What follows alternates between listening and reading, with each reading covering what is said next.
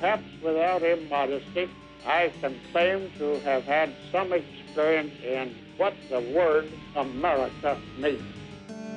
Man must be free to use his own powers in his own way. My confidence and my hopes and my dreams for my countrymen are still undimmed.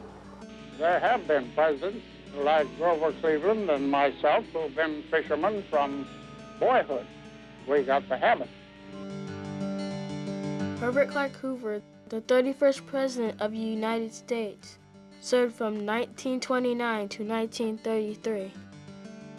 He entered the White House as a millionaire businessman during a time of great prosperity. But just 7 months after taking office, the stock market crashed and America was swept into the Great Depression. The nation looked to Hoover to lead them back to better days, but he seemed ineffective in responding to the emergency, and voters refused to re-elect him to a second term in the White House.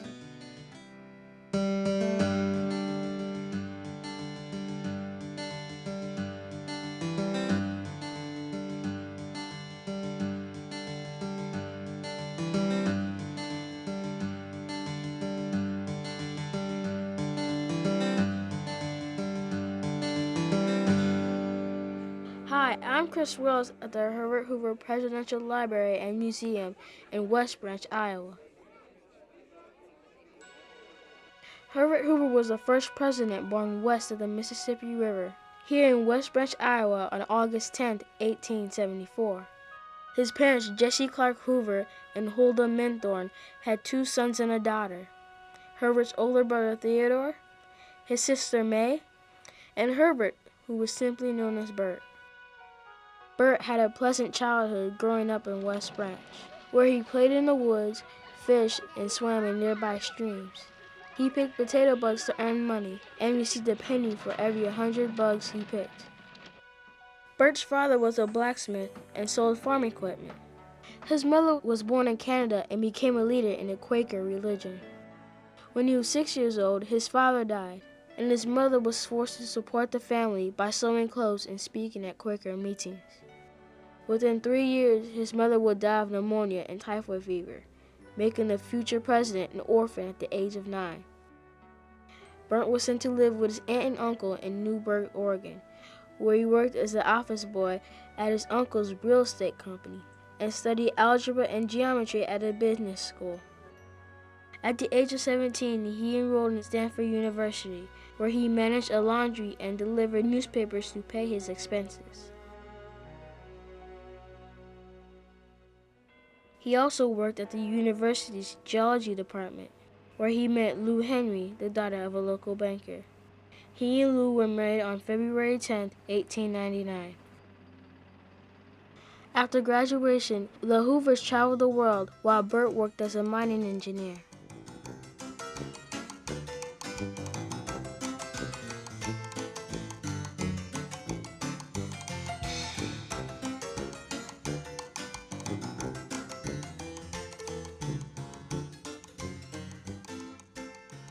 By 1908, the future president had established his own engineering firm, and by 1914, he had become a multi-millionaire.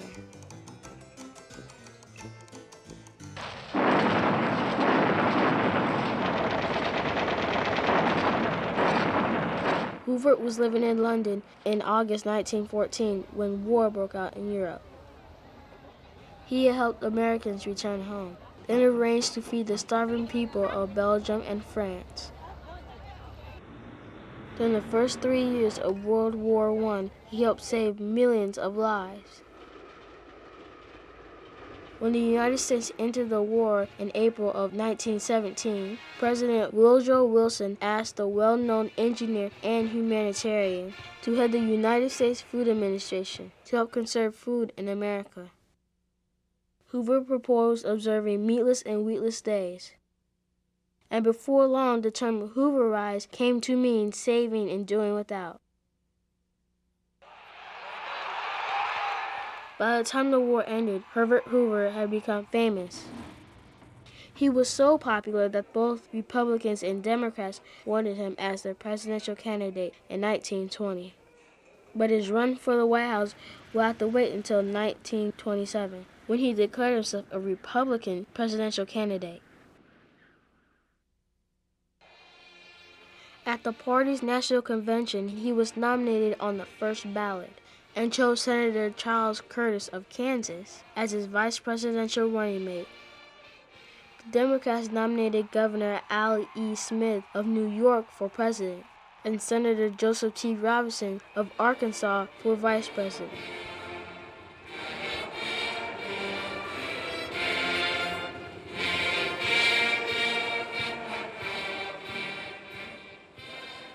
Hoover won the election by carrying 40 of the 48 states and receiving 444 electoral votes to Al Smith's 87. Once he entered the White House, President Hoover realized the farmers were not sharing in the great wealth that had swept American industry after World War I. To help farmers, he passed the Agricultural Marketing Act in 1929 and raised tariffs on imported farm products to reduce foreign competition.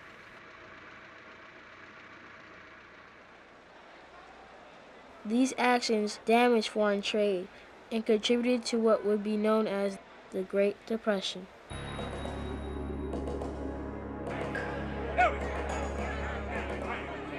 In October of 1929, the Wall Street stock market crashed.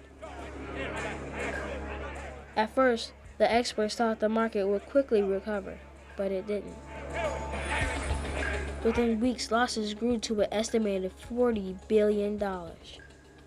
Thousands of workers lost their jobs, and entire fortunes were wiped out. Americans looked to Hoover to get them out of the mess, but at first he felt American businessmen should solve their own problems. That the source of economic prosperity is freedom.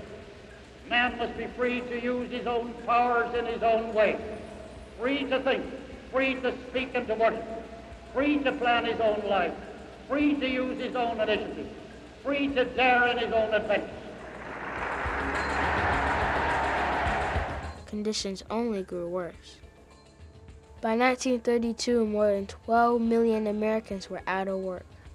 Thousands of people had lost their homes, and entire families had to move to slums that became known as Hoovervilles.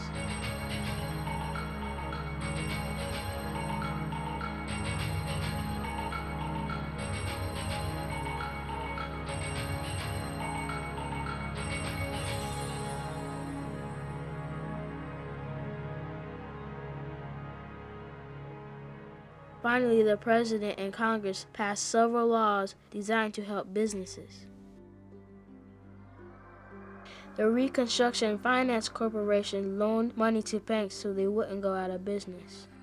The government lent up to $300 million to states to put the unemployed back to work. Washington also provided credit for homeowners and farmers and improved bankruptcy laws. The Interior Department started Hoover Dam on the Colorado River.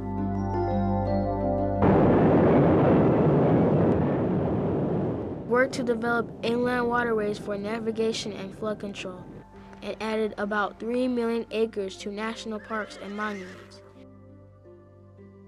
In all, the Hoover administration built more than 800 public buildings and about 37,000 miles of major highways, spending more money on job programs than all the presidents before him combined. But his critics called it too little, too late. When he came up for re-election in 1932, the economy has still not improved, and Hoover had very little hope of winning a second term. New York Governor Franklin Delano Roosevelt, a Democrat, carried 42 of the 48 states that year, taking the presidency away from Hoover by an electoral vote margin of 472 to 59.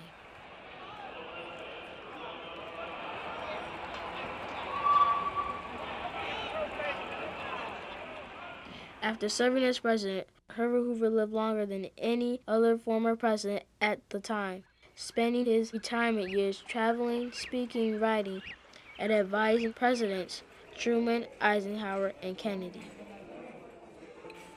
Among his many other accomplishments, Herbert Hoover established the Hoover Institution at Stanford University was chairman of the Hoover Commission to reorganize the federal government, and a director or trustee of 9 private institutions. In 1962, he dedicated the Hoover Library here in West Branch, Iowa. As the shadows lengthen over my years, my confidence and my hopes and my dreams for my countrymen are still undimmed.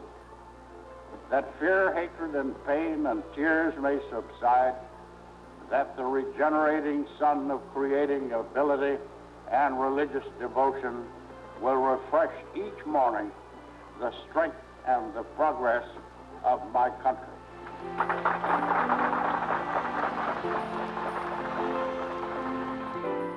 On October 20th, 1964, he died in New York City at the age of 90.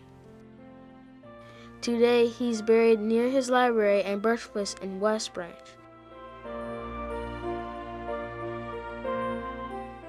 Most people remember Herbert Hoover as a savvy industrialist and humanitarian who was stubbornly determined that American businessmen, not the government, should solve the nation's economic problems.